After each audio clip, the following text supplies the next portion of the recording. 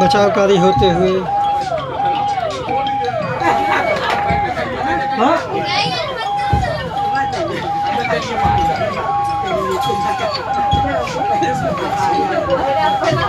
कोई दिक्कत नहीं है, सुनिए, कोई दिक्कत नहीं है। ये बोट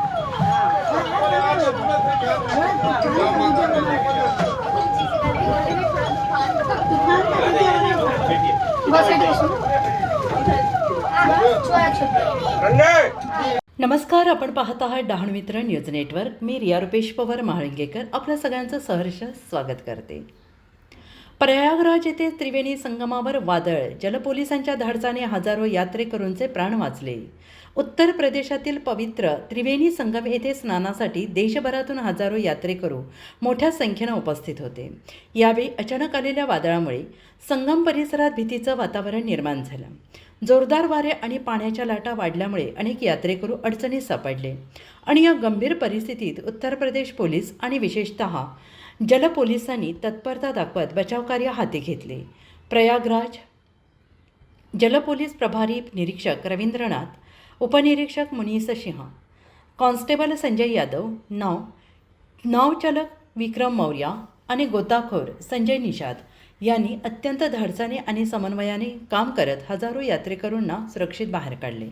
वादळाच्या तडाख्यात अडकलेल्या यात्रेकरूंमध्ये मनसुखभाई वाघेला, लीला वाघेला, दीपिका प्रजापती, शैलेश वाघेला, शारदा वाघेला, मितेश राठोड, कोमल राठोड, दिनेश वाघेला आणि उषा वाघेला यांचा समावेश होता। जलपोलिसांच्या वेळीच केलेल्या मदतीमुळे त्यांना सुखरूप बाहेर काढण्यात यश आले।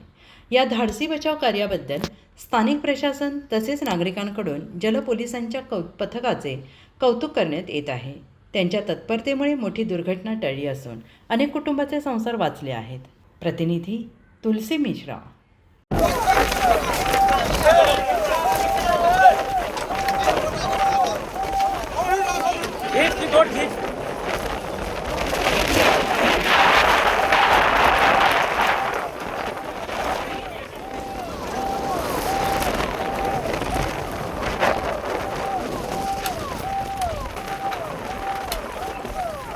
एक एक करके आराम से